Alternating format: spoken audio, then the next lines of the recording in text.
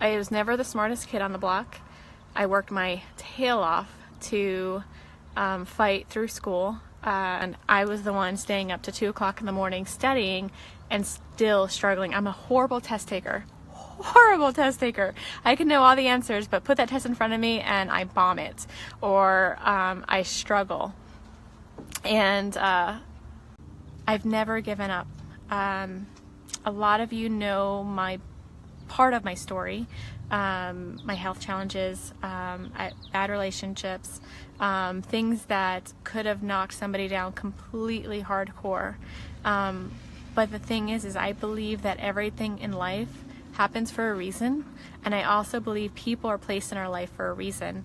And I remember when I went through something major in my life, good relationship, gone bad, and I remember coming out feeling the weakest I've ever felt in my life. Like I was no good, I wasn't good enough. My insecurities got deeper, stronger, and I felt like I was not worthy of anything. Through that, I've met so many people in my life that helped me through all of that, helped me build my confidence, helped me. You just have to surround yourself with people that want better for you, just like they do for themselves. And if you do that, like, you're on top of the world when you have people that you surround yourself with that make you better. Like, they don't bring the bad out of you, they bring the good out of you. And from that point on, I fought like hell. I worked my tail off. I busted my butt. I was never a big dreamer, so to think, because my insecurities brought me down. But I remember when I was single for a long time, and my goal was to buy a house.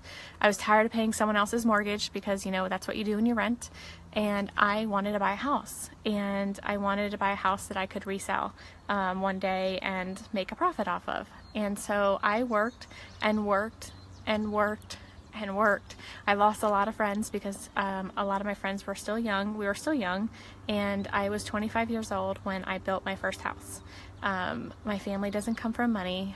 We always worked hard for what we had, and I did. I bought my first house at 25 years old, and that was the biggest accomplishment I felt I've ever done because I did it by myself. I did it by working my tail off for it, and I had that to show for it, And then I met Chris. My health challenges happened. I was diagnosed with some health challenges, and then I met Chris. I met Chris because of those health challenges.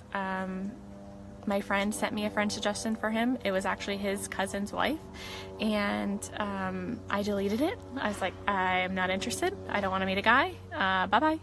So I deleted her friend's suggestion for him.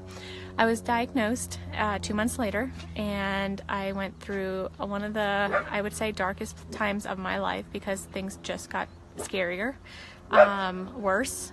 I thought my life was crumbling underneath me, and I didn't know which way to turn. And I got a friend request from Chris.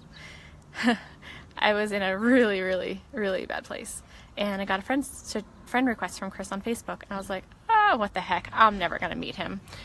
Except, one thing led to another, and 8 years later, we have 2 kids, we live in Colorado, and he's the best thing that has ever happened to me. And because of my health challenges, because I got so sick, I let him in. And he only knew me at that time. He knew me at my worst, and he accepted me. And through your vows, like through sickness and everything, he's been there. He was the one that let me lay on him and fall asleep for 3.5 hours on his lap while he had to pee.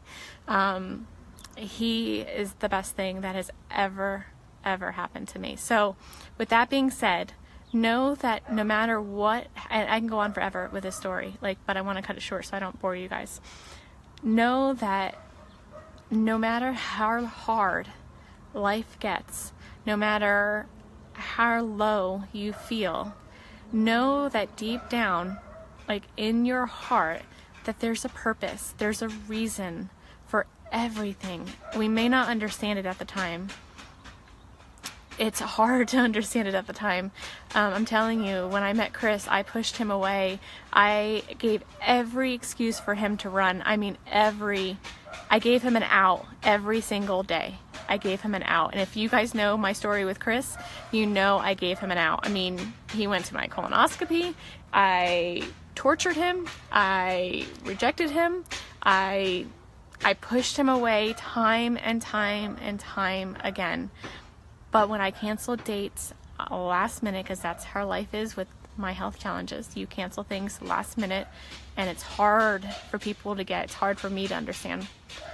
But he stuck around, and he stuck around because he was the one for me, and he is amazing, and I can't tell you how wonderful he is. All of this comes from all of this positivity that I'm sharing. My 2 children are because of all of this. Like, all of this. My health challenges happened for a reason. I was told I couldn't have kids, you know, and here I have 2 amazing, crazy, wild children I love dearly. And everything happens for a reason. So if you're at a place where you feel, Dieter, you feel like life's standing on top of you and attacking you, write down, this is homework for everyone, and I do this all the time because I have to life happens. So write down all the things that you think are bad in your life, all the negative in your life, write it down. But then I want you to also, on the other side of the paper, write down what has happened in your life that you're grateful for. The third step is take a pen and mark over, like, connect the 2 things that happened. So, for instance, health challenges, Chris, Mandy, life, right? I can write that I can connect that health challenge to Mandy. I can connect it to Chris, and I can connect it to everything else that happened because of my health challenges. So do you see what I'm trying to do here? Like, I want you to connect the negatives with the positives in your life. And when you look at that, life becomes so much brighter. Like, so much brighter when you can do that. My daughter and my grandchildren, they had beautiful lives. They loved each other.